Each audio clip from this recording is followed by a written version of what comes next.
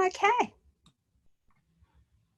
Good evening, everyone, and welcome to week 8. We will be exploring approaches to early childhood education and care. Specifically, we're going to be exploring the Reggio Emilia approach. And I would like to acknowledge Dr. Megan Gibson and also Dr. Lynn Zolo for their contributions to this particular PowerPoint slide session and their knowledge around the Reggio philosophy. So on the slide, you can see a bit of an overview of what we're going to be going through this evening.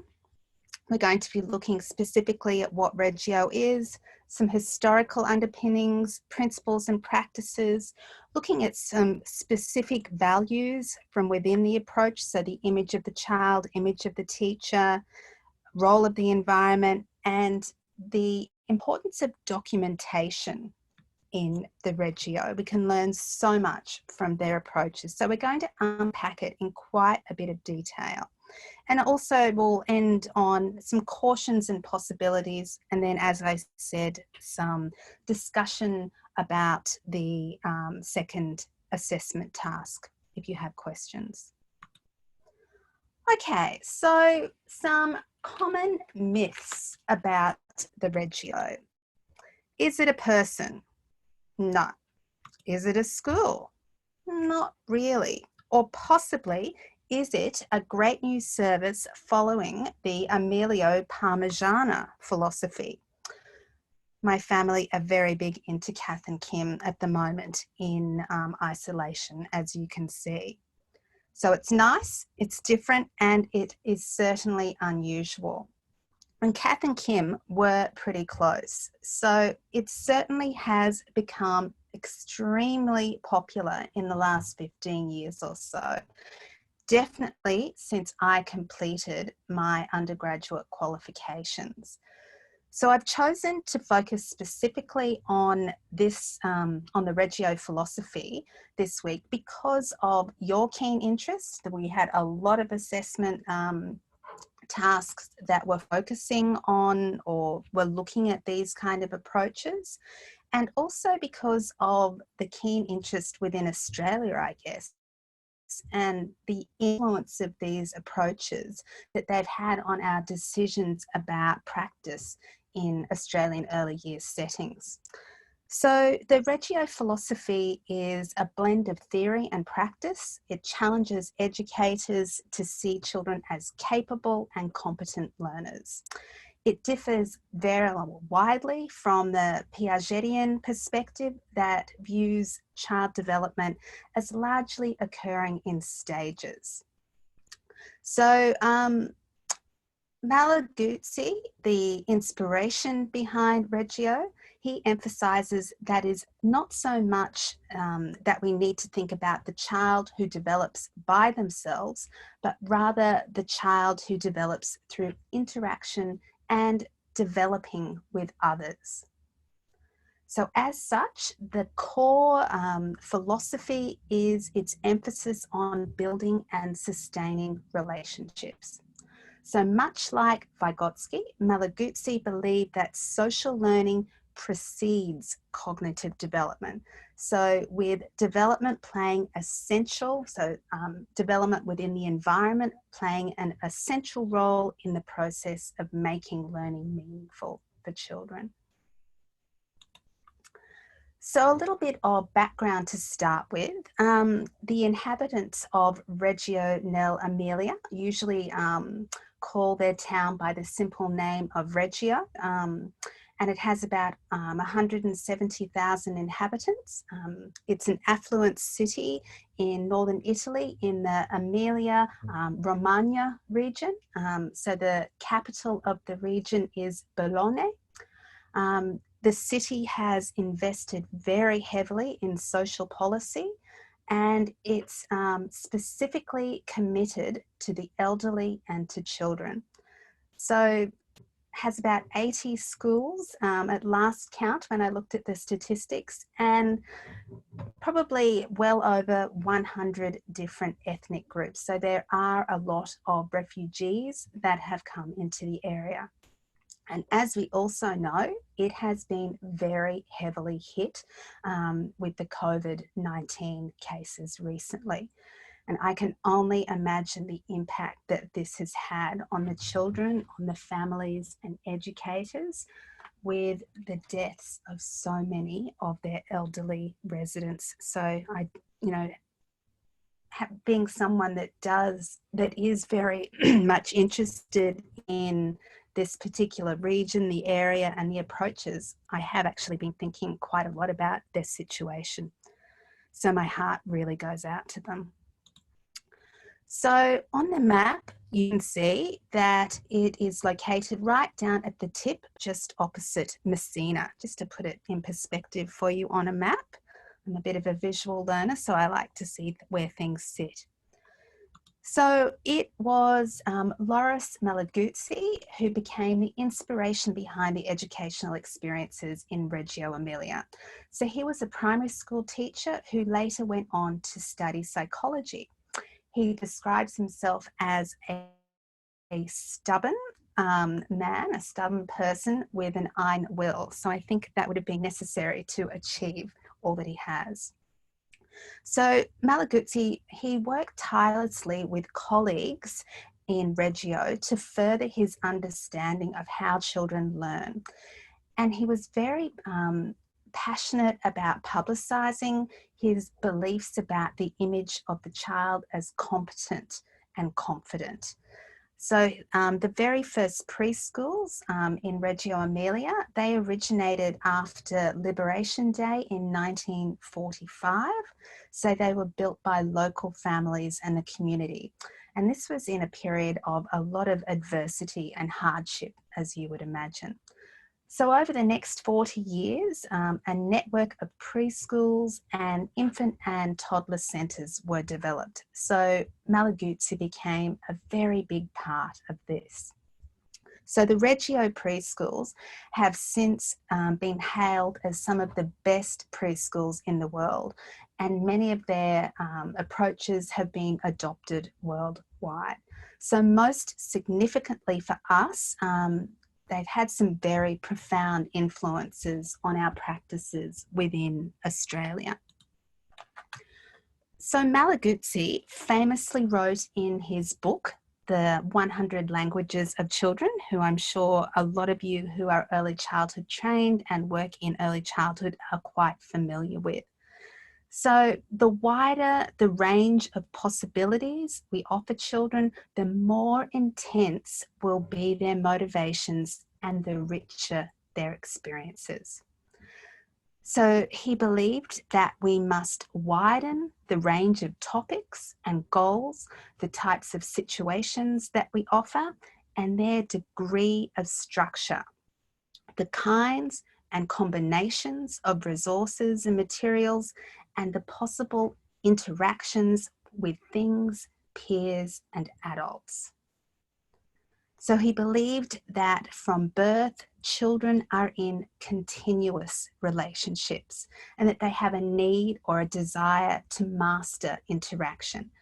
So he says to be the protagonist one time, to be the listener another time, and then to be the protagonist again. So very, very child-centered. So before we go on, I want you, to stop listening to me go on, and I want you to share some of your experiences or possibly your understandings about Reggio approaches. If you've adopted some of those in your centres or in your schools, or even if you just have a specific interest in the approaches.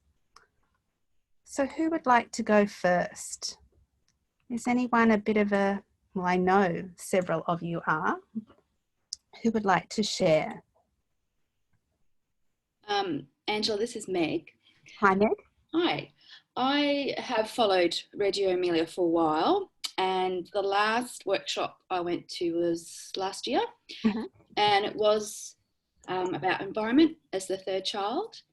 And there were a lot of things that they spoke about, but one of the comments and questions that were put forward sort of stuck with me.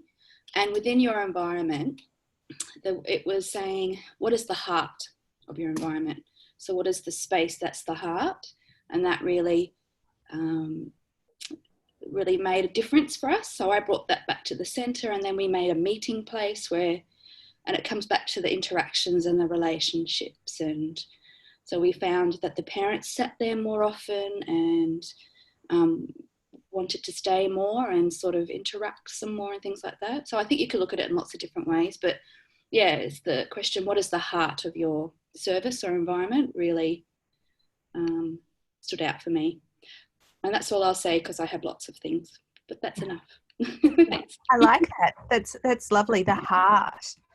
Very good. Anyone else that's had experiences? What about experiences with Montessori?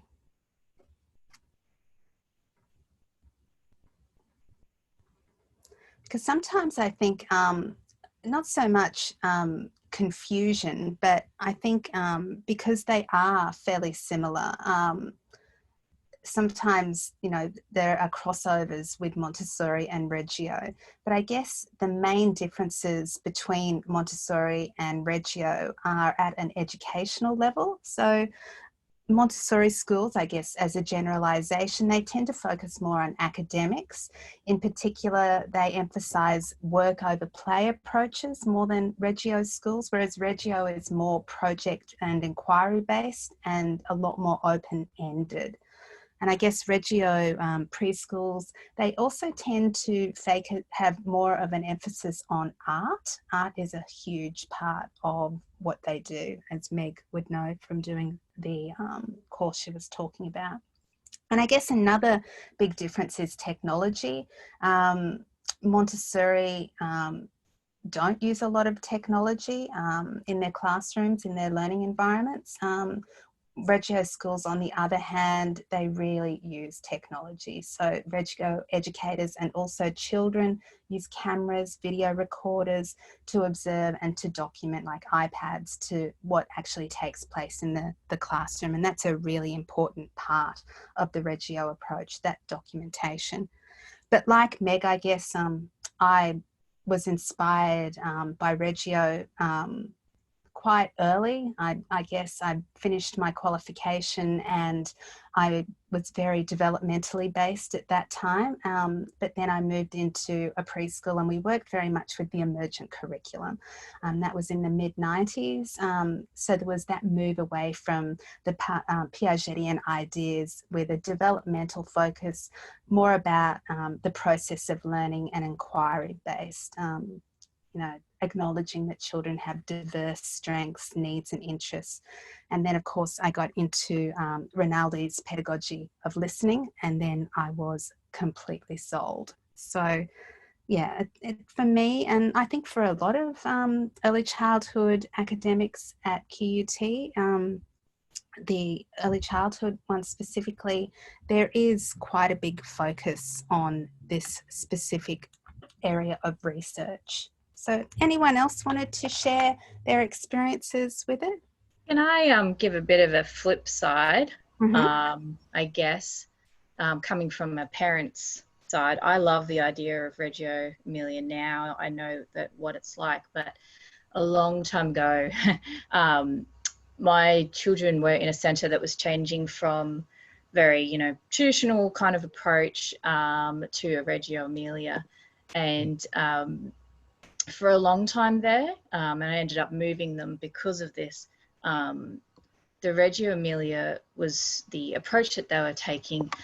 However, there was a lot of things that they were doing that were good on paper, that were for show.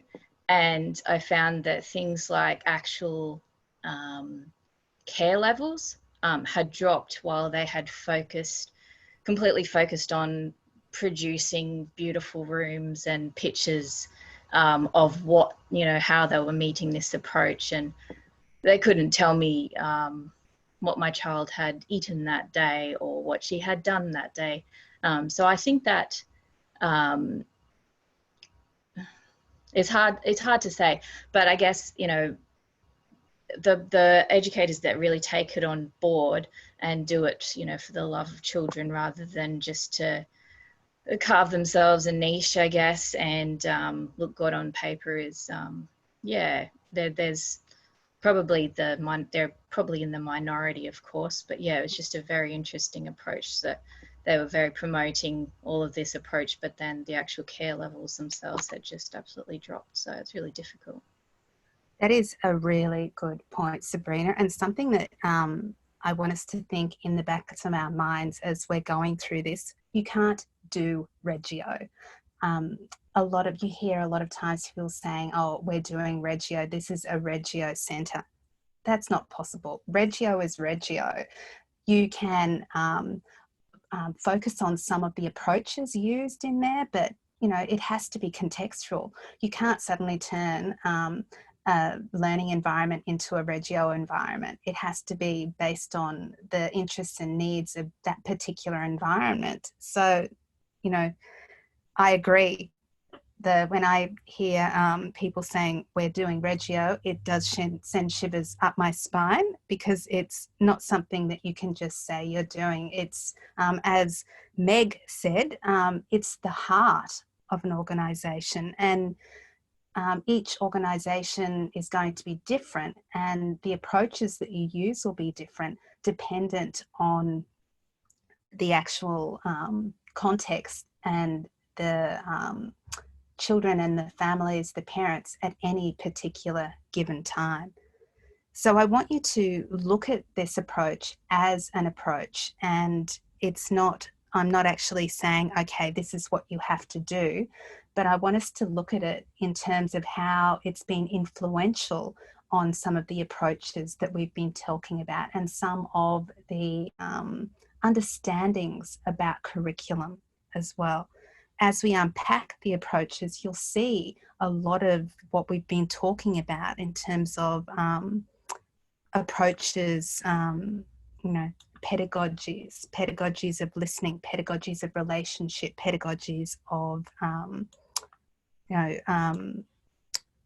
interactions and collaboration. All right. Thank you for sharing. For those of you who did, much appreciated. So the central aims of Reggio, education is a right and a responsibility of the community.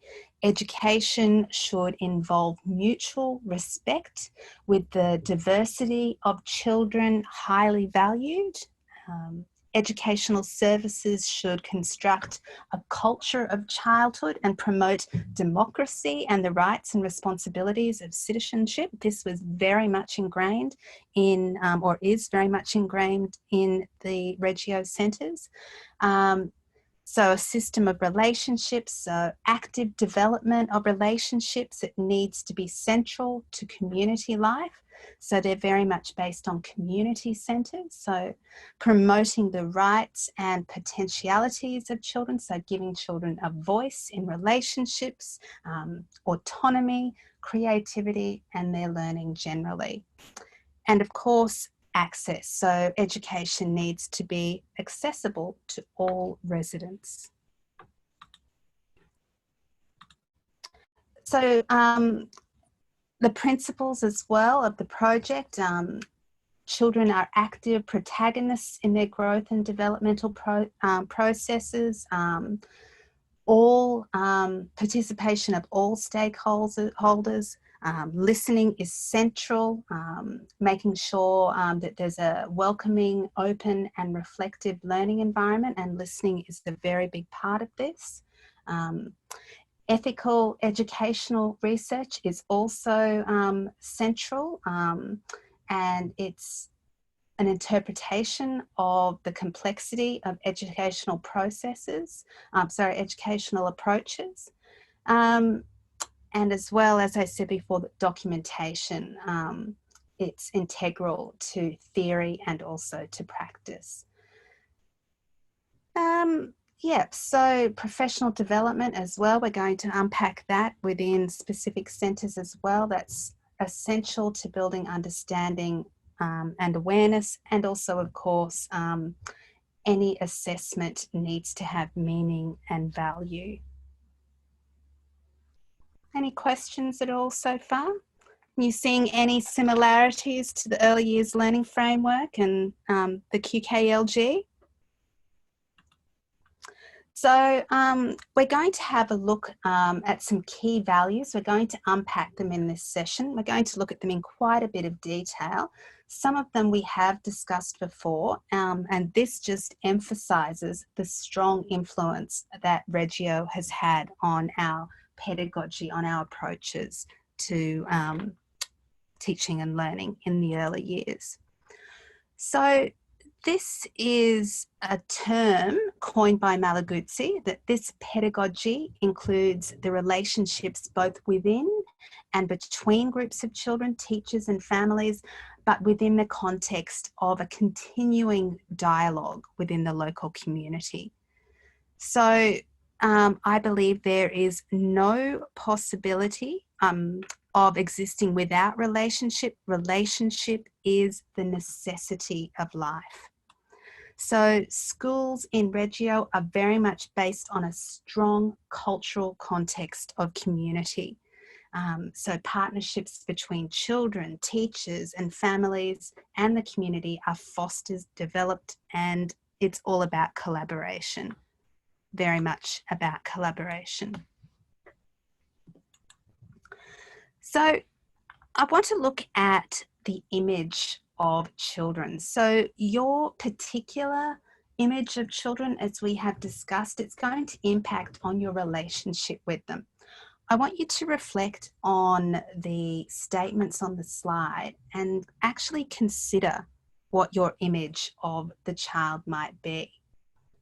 And how might this influence, how might it influence your relationships and interactions with children? Anyone want to comment?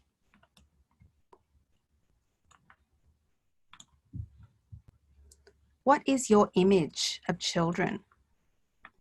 Let's start. Let's have a look.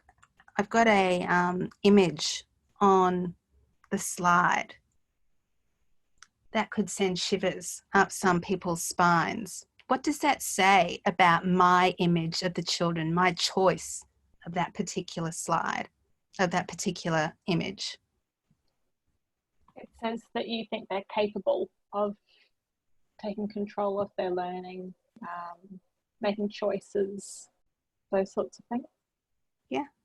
And I guess there's also an element of risk there as well, that I guess I believe that children need to be given the opportunities to explore lots of activities, to challenge themselves. Have a look at the way she's holding that nail. I love this image. The way she's holding the nail, the way she's holding the hammer. How old do you think she might be? 1.5. I know. How would you feel if you saw your child in an early years environment using a hammer and a nail? I would freak out. Yeah. Yeah. But I guess if we support them, if it's something that is nurtured, something that is valued, you know, if we develop those fine motor skills over time, that's going to make a big difference. Now, I've just got a message here from Tsering. In my country, the teaching and learning is more of curriculum and content based. The curriculum draws on developmental theories of Piaget and Vygotsky. The concept of Reggio is new to me, though inquiry-based and child-centered approach has been coming around recently in our education. My question is, how would you adopt Reggio Emilia approach in a content and curriculum-based system? I am really inspired to try this approach back home, but I feel the heavy curriculum and content-based learning might be a big constraint. Okay, so this is again a really good question, and this is coming back to what we were discussing with Sabrina. Sabrina brought this point up really. As I said, you cannot do Reggio. We're looking at unpacking some of the approaches, and we're looking at how they do use curriculum or don't include curriculum to some extent. But I think zeroing in curriculum to some extent is a constraint. But if that is what your government, that is what the parents are expecting, then you do need to respect that. And to a certain extent, you will be following curriculum. But that doesn't mean that your one-on-one interactions with children can't be influenced by the pedagogies of listening, the pedagogies of relationships. So as we go, I want you to think about it and just pick out specific things that you may be able to integrate into your practices. And I'm not saying they're going to be big changes, but you as a teacher, I want you to really reflect on how you observe children, how you interact with children, how you listen to children, and how these Reggio philosophies may influence that. Because it's not about making huge changes. It's often just about how we interact with children, how we see them. And this is why we're talking about your image of the child. Can we have one other person to share, please, about what their image of the child might be? A traditional view of children, or is your image of children with strengths and capabilities, active and competent, and eager to engage in their world? I'm not saying that either of those are right or wrong. And again, it will depend very much on your context. Happy to share, Angela. Yep. I think my image maybe was more a traditional view up until recently, when my role has seen me move more focused into early childhood. Mm-hmm. And interestingly, more so, I think I've switched now to seeing, you know, the idea of the rich child. The last 2 weeks in a school, we've had approximately about 24 prep-aged students attending school, children of essential workers. And I remember on the very first day, you know, one of the requirements for our school was that the children had to reply to an email to the teacher to let them know, one, that they were learning online, and, you know, to just check in basically. And everybody was up in arms saying that, well, the prep kids can't do that. They can't do that. But in actual fact, you know, they surprised us in their capabilities. And although, you know, it was technology and, replying to an email, but then more and more each day we were seeing the children, the prep children, able to really engage in the activities that everybody had kind of previously said that, well, they can't do that, it's beyond them. And, you know, I think they surprise us every day with their strengths and their capabilities. And, so it's really shifted my whole mindset of what, my image of a child is, I think, just more recently. That's a really good reflection. Thank you, Catherine. That's excellent. And I've actually have friends who have children in prep, and they have been telling me how since lockdown, their children have become so independent in their learning, and they're replying to emails and things like that they would never have imagined they would be able to do. So parents like you are astounded that when children are given these opportunities, that they just go with it. And the thrill of being independent and, you know, being trusted, it makes such a difference. And, you know, it makes them feel strong, and it makes them feel powerful in a lot of respects. So, Absolutely. yeah. And I think today, especially, I was just sort of doing my rounds through the prep classrooms, and I got so excited watching this child take a photo of their work, attach their photo in an email and send it to their teacher. But he looked at me like, you know, what are you so excited about? This is so easy for me. Great. That's a really good example. Thank you so much. So this leads on really nicely to, you know, I guess in terms of Reggio, Malaguzzi said our image of the child is rich in potential, strong, powerful, competent, and most of all, connected to adults and children.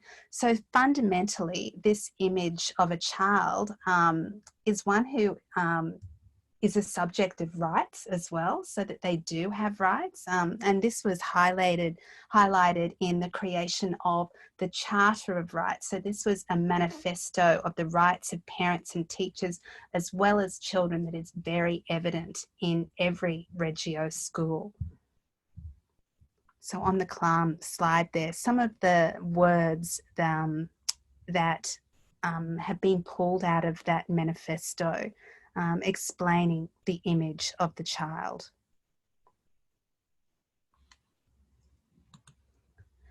So this quote from Rinaldi, to move from the child as a subject of needs to a subject of rights. So again, reflecting on this statement, what implications does this have for creating curriculum, do you think? So this, you know, a subject of rights, what does this mean to curriculum for you? Any thoughts?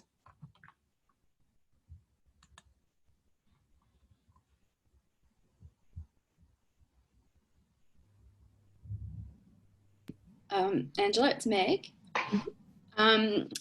So a subject of rights. So the children have, and let me get my thought around this. I've got lots of ideas going on. Take your time. So children have the right to explore the subjects of interest to them. So you can use provocations in your environment to guide or facilitate maybe a higher level of learning and integrate some of the curriculum, but you do it within an interest, their interest. So if they're interested in, what did we do? So I do ebooks. And so one of the term 2, one of the times we looked at art because it was based on their interest, but we didn't just, we looked at an artist, but then we also found that we looked at, there's different types of being creative. So we're doing dance, and then they wanted to make clay sculptures. And then I asked them what else they wanted to look at. And they said, we want to look at animals. We want to look at, and then it became, so my ebook turned into some things I provided. And then it was the learning journey of where we took it.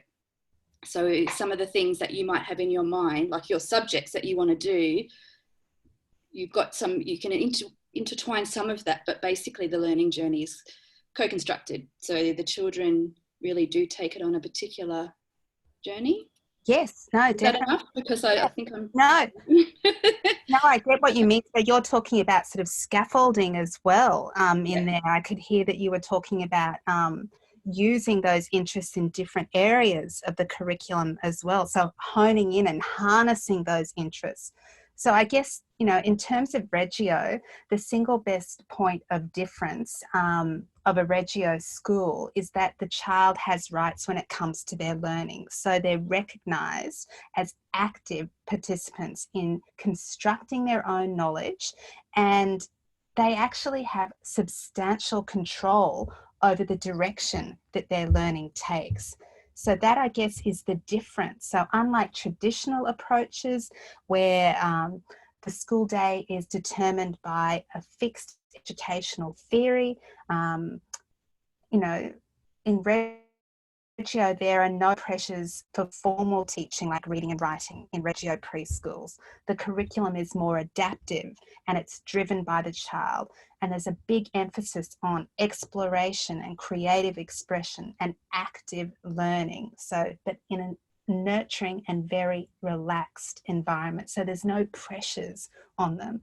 And so I think the idea with Reggio is to take that pressure away and to allow children to actually explore what their interests are, and for teachers to facilitate by being around to ask open-ended questions and to provide the materials. So for me, it seems like a really rich environment where children can be themselves. And And so for me, that's what Reggio is about. So, you know, the curriculum is there, but the children are allowed to explore specific areas within the curriculum that most interest them. Can I give a practical example of this, of something that I've been doing, we did with my preppy? So I've got a daughter in prep at the moment, and we are doing the online learning with about weather and stuff like that. And it's a lot of just very read this, do this, and do a weather chart type of thing. Anyway, she's very active and wanting to always jump around and dance around and stuff.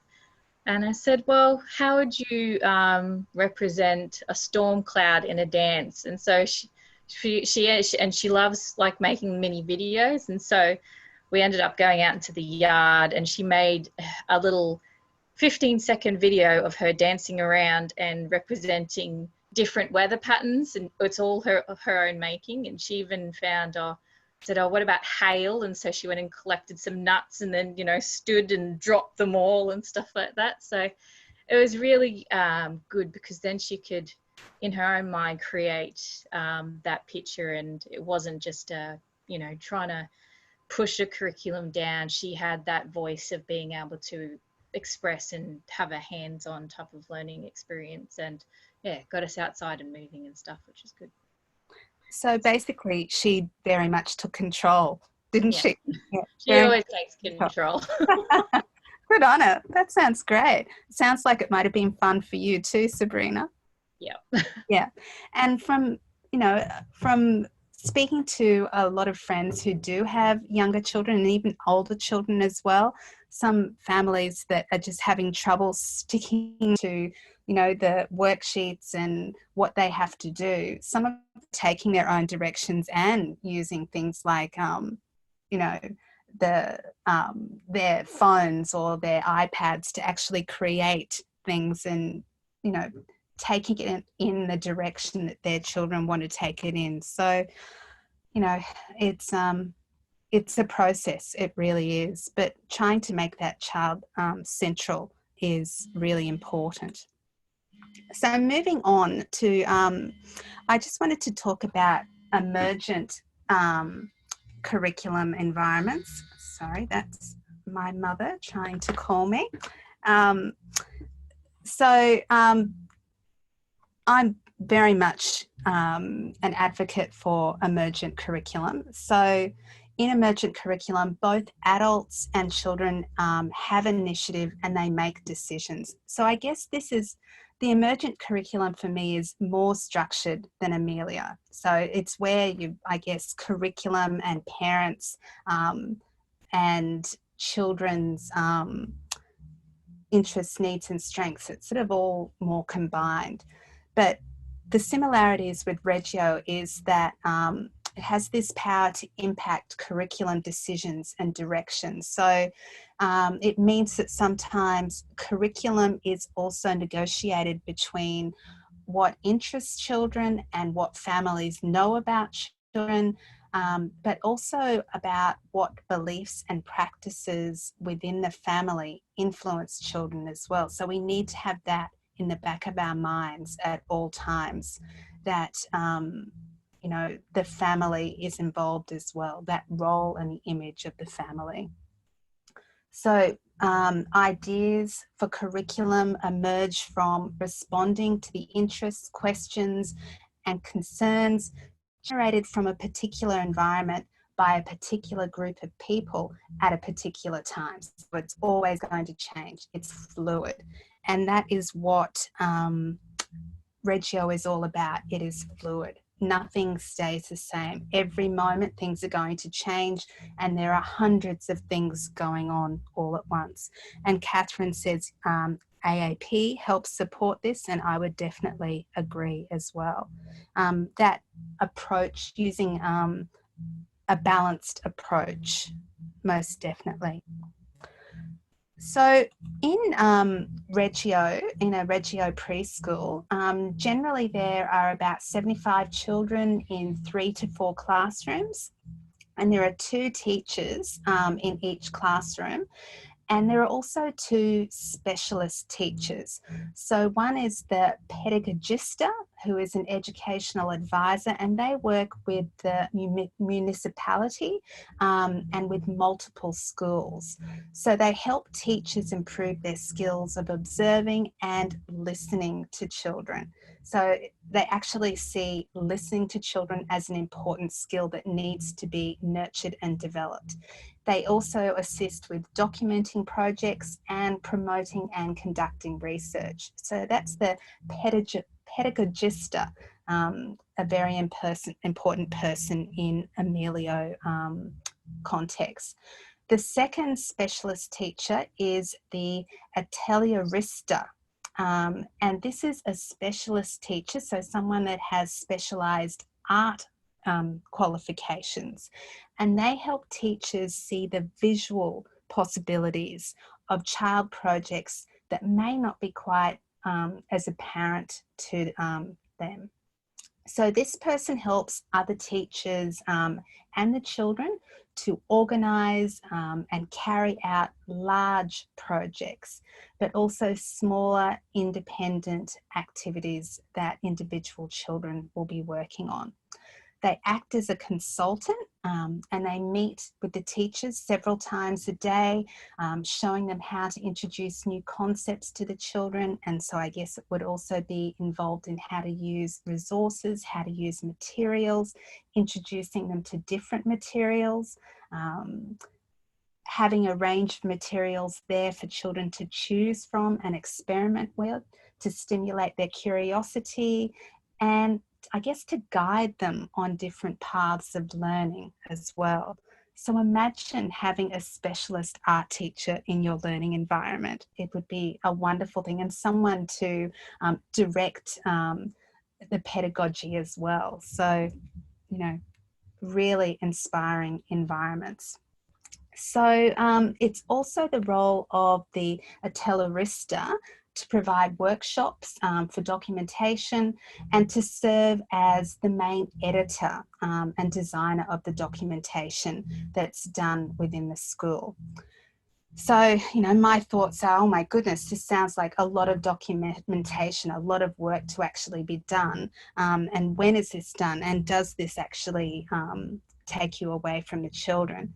Well, their work schedule, from what I have researched, it's about 36 hours a week, and this actually includes direct contact, so contact with the children.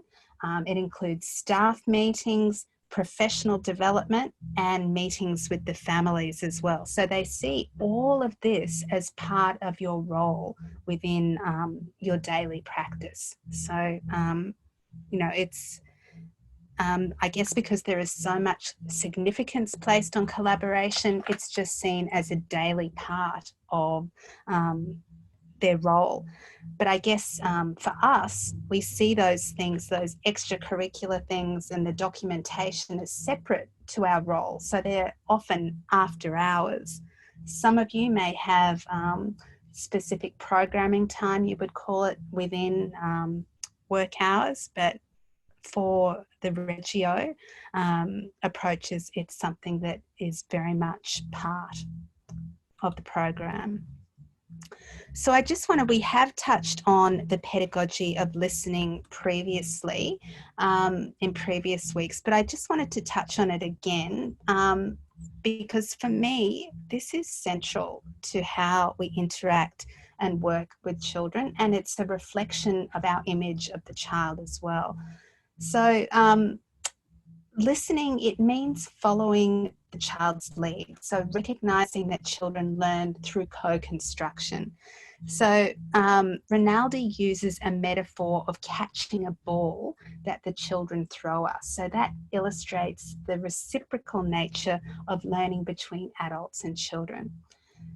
She also says that the pedagogy of listening enables the pedagogy of relationships. And there are two broad aspects to this approach. Both involve relationships with the social and also the physical environments. So one aspect relates to learning and teaching. So this involves a search for meaning and understanding for the children and adults. And the second, this encompasses a political approach, which involves those sort of demographic dialogues with families, the broader community, and also culture as well. Because as I said, in Reggio, there are lots of immigrant families as well, over 100 different cultures within that small area. So it involves listening to children's theories, enhancing the possibility of discovery, discovering how children think, how they question, and how they develop their understandings as well. So understandings with reality. So Malaguzzi believes that the possibility is magnified when it occurs in a group context. So when it allows for the experience of others to be shared and appreciated. So it's not just the children, it's with the staff, it's with the broader community. So active listening or listening actively, this is something that we all need to be conscious of, not just in our practice with children, but I think with our partners and our families as well. It's about making sure children know we are aware of what they're saying, being accepting of their perspectives, and appreciating their contributions and their understandings. So as you would already know, this involves maintaining eye contact, so giving your full attention, not interrupting them when they're speaking, doing things like paraphrasing what they say to make sure that you have a correct understanding. So it's about listening with your heart for total meaning and understanding. And I think for a lot of us, a lot of teachers, this active listening is something that's really missing in our interactions with our children, with our students. We have such a busy life, a busy daily schedule. We often don't actually take the time to just sit and to listen. We're always thinking about what we're going to say or what we're going to do next, but just taking that time to sit and listen to students is a really important factor in the Reggio approach. What are your thoughts about that? How often do you think you have the opportunity to stop and listen to your students? So one-on-one. Does it happen often during your day? I think we all need to do it more. We try, and I know for my investigative learning, that's my time when I'm listening to the kids more than talking.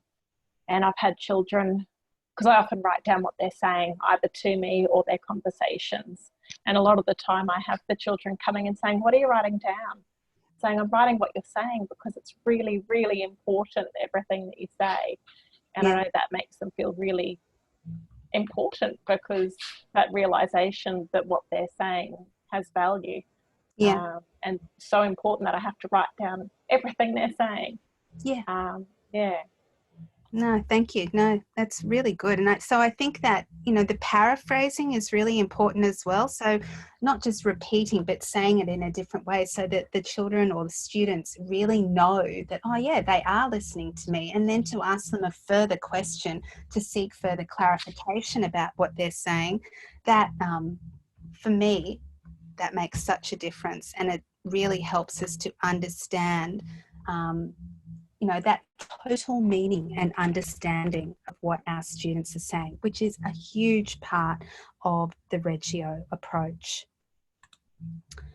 So we have touched on this as well. So in Reggio, they call them ateliers. So these are environments that provide knowledge and creativity. They suggest, questionings, they generate evocations, provocations. And so the environment, these creative environments, they're described by Malaguzzi, and I love this, as beauty that produces knowledge and vice versa. So they're these beautiful environments where there are so many resources, lots of light, where the artillerista will work with the educators to encourage the creative expression for the students. So ATELIER is what they refer to them as. And so the artillerista, ATELIARISTA. So this is the specialist art teacher. So they've actually been present in the Reggio preschools since the end of the 1970s. And they're an integral part of the Reggio approach. And so these particular areas, these creative artistic areas, they're in continuous dialogue with other spaces and other educators as well. So again, that's scaffolding. So moving from one space into another, whether it be indoors or outdoors, or working with different resources, different tools within the environment. And so, as we said before, Reggio educators speak of the environment of this atelier as a third teacher. So I'm not going to go into detail about this because we're going to focus on that and unpack that in quite a bit of depth in next week's learning lecture. So another thing that I wanted to talk about, and that's provocations. So I guess these are invitations or questions posed that prompt thinking, critical reflection, exploration, inquiry, engagement, and I guess wonder that that inspire children to look further. So children, educators, parents and the environment, they all provide potential provocations. So there is therefore a very clear link between provocations and the pedagogy of listening. So potential provocations might include light, time, space, relationships, history, art, nature, all sorts of things. So provocations in the curriculum, they enable children to develop skills of inquiry, to develop creativity, inventiveness, flexibility in thinking, planning, and also reflecting as well. So educators in Reggio, they carefully and thoughtfully enable engagement with provocations by posing or taking up invitations to explore ideas and events. So educators, they can sustain these explorations by providing materials, time, space, people and skills that continually support children's inquiry. So it's an ongoing process. Any thoughts about provocations? We use provocations constantly. So even, in lectures, I'm using provocations all the time. So they could be in the form of videos, of images, of quotes. So these are provocations to prompt critical inquiry, to get you to think further about things. And it could be something as just as simple as an image or a flower, or I guess as we were talking about before, Sabrina, talking about the weather, that's a provocation in itself. Any thoughts?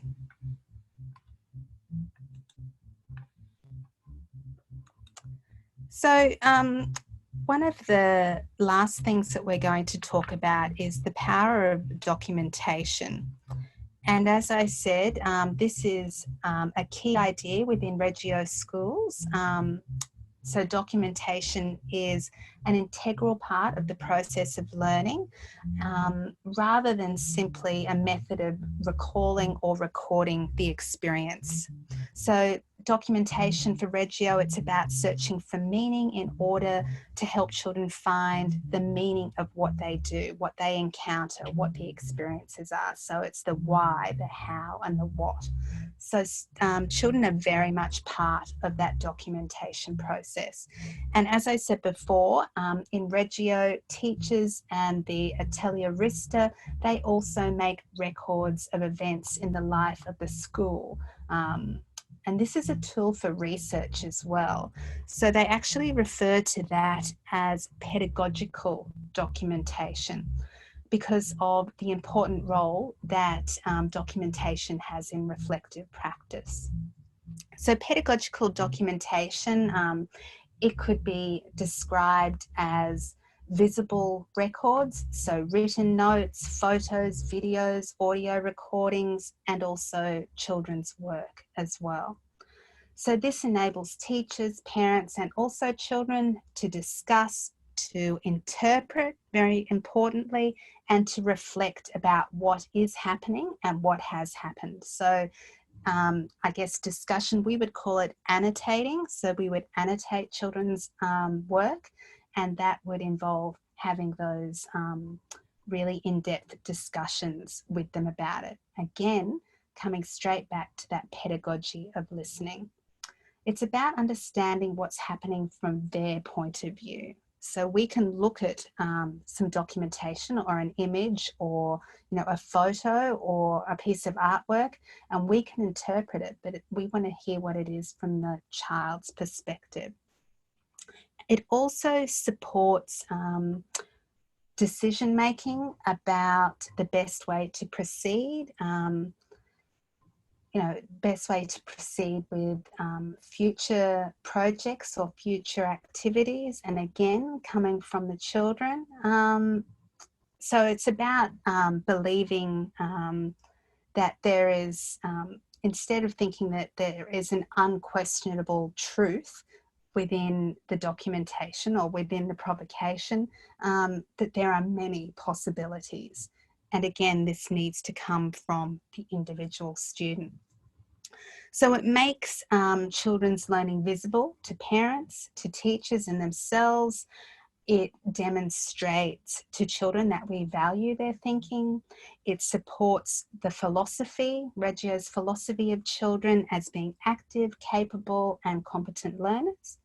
It allows children to evaluate their own work through revisiting it. So looking back on that documentation over a period of time, looking at how their work or their creativity or their ideas have grown over time. And it encourages parents to review their image of their child as well. So to have a really good understanding of where their child is coming from. And of course, it allows teachers to better understand children and how they learn. And of course, it supports planning of the curriculum as well. So that is the basis of curriculum planning within the Reggio, that documentation. So moving forward, reflecting from the child's perspective exactly what their pursuits, whether it be creative, emotionally, what they actually mean to them. So a major focus of Reggio, I love this image, it makes me want to go to Italy. So a major focus of Reggio is observation. So again, which goes hand in hand with documentation. So teachers, I guess like in our learning environments, routinely take notes and photographs and make recordings of group discussions and of children's play. So they meet each week to focus on their observations, to review the documentation, and to strive to hear the strongest currents of interest within those children's ideas. So then they use this to plan further activities and projects that are truly based on the children's interests. You know, and it gives them insights into their individual personalities and, of course, into child development as a whole.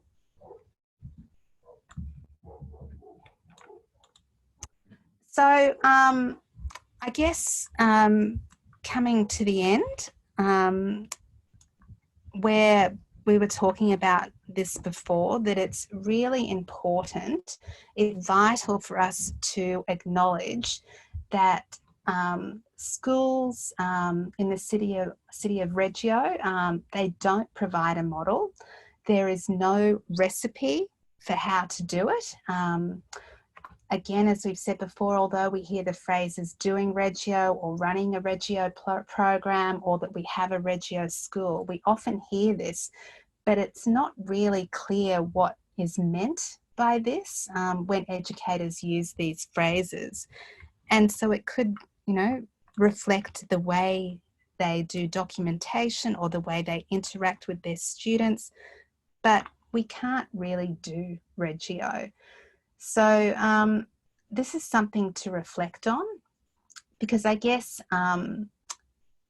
it's easy to miss the underlying provocation which Reggio environments offer, which is, I guess, to reflect on that question of what is education for? And that's contextual, it really is. What does it mean for your specific learning environment? And that's something that we constantly have to reflect on, whether we're talking about the curriculum or we're talking about pedagogy. You know, really thinking about what is education for in your specific context. So to conclude, I'll give you a moment to read this slide, and I want you to think about what this means for you.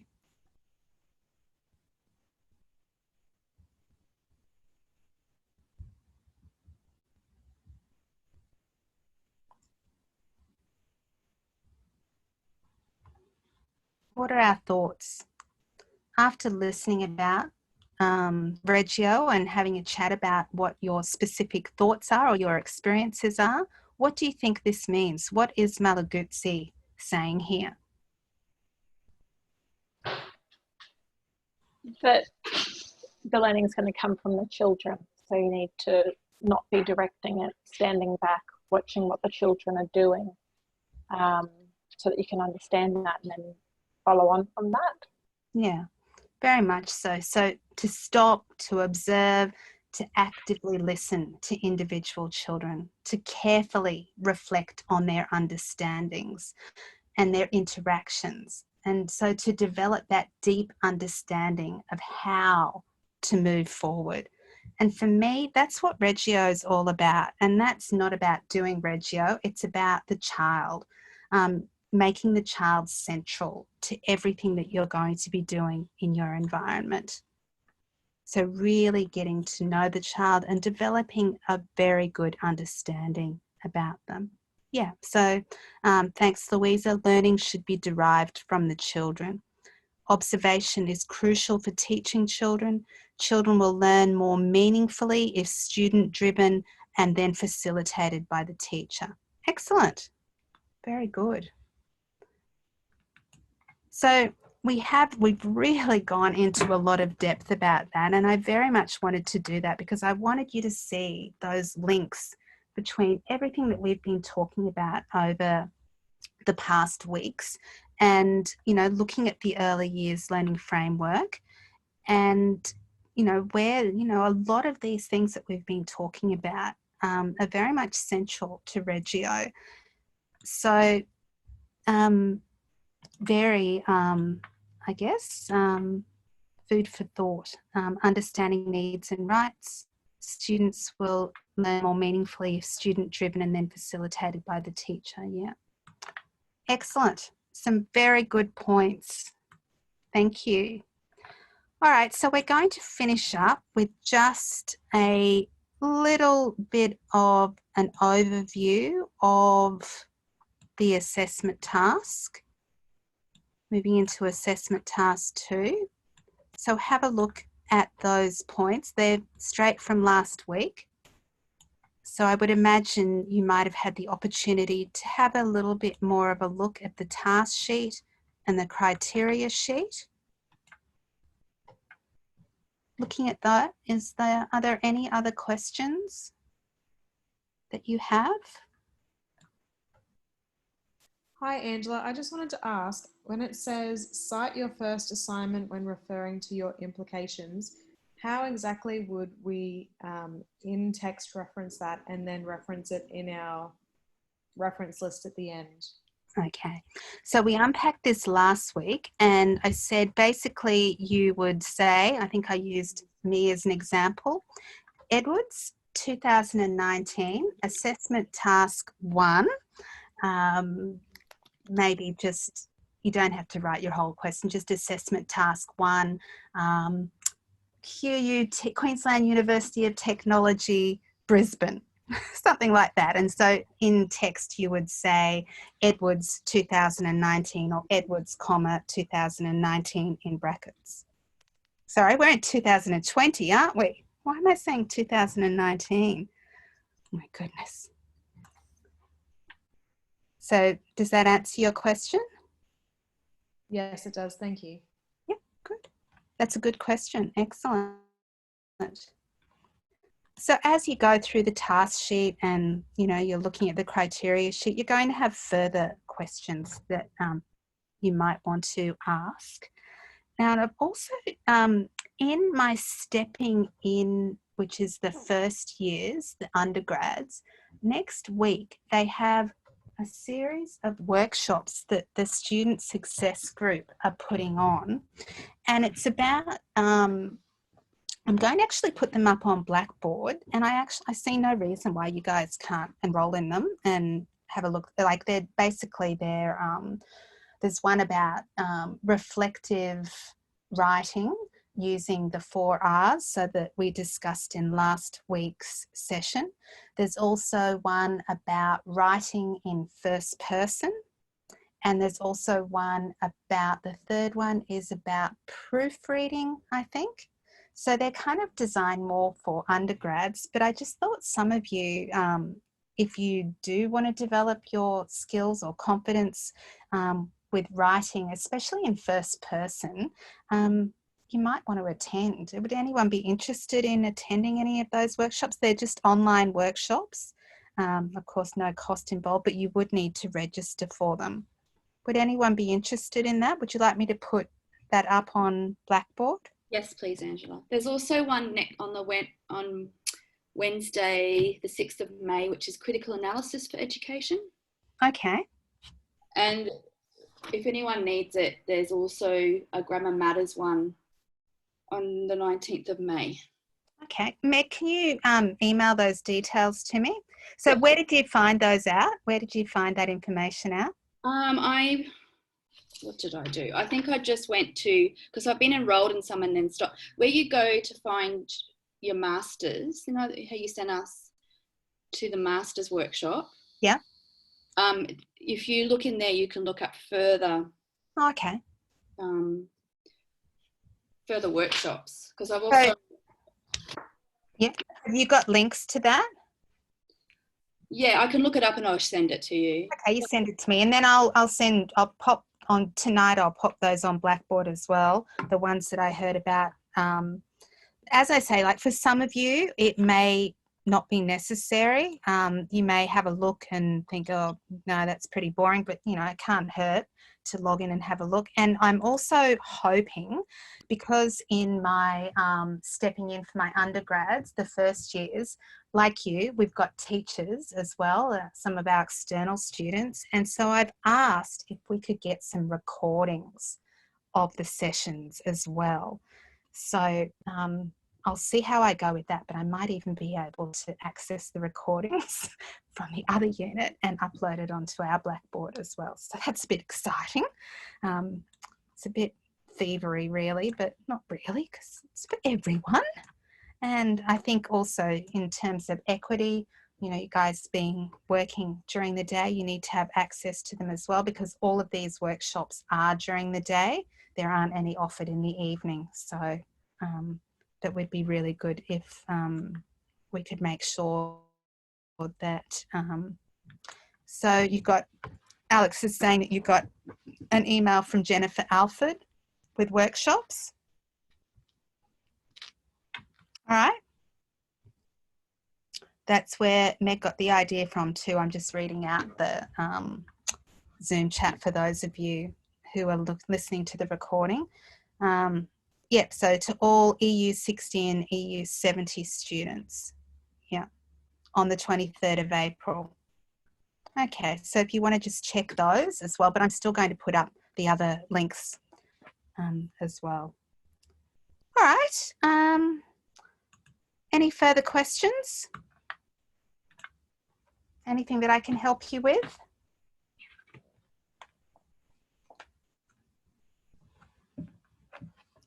As always, some extensive references there as well. And as I said last week as well, really important that when you are looking at your action plan, you're going to need to have some discussion there and some references about critical reflection and professional development. So I really want you to look deeply into the unit readings and the activities from last week. And I want you to show in your second assessment task that you have engaged critically with the unit material. So I really want to see, you know, using those references in text and also in your reference list. And last week's PowerPoint, I've got the PowerPoint and the recording up there. Like this, there is a thorough list of references that you can refer to, that I referred to when researching the actual lecture, but also those that are within the unit readings as well. And they should be in correct APA. Double check though, don't rely on my APA. All right. Any questions? Must be getting pretty late, I think. This has been quite a long one. Oh my goodness, it has been. Oh, not too long. It's only 7:47. All right. Okay, I am going to stop our recording. Thank you very much to those of you at home.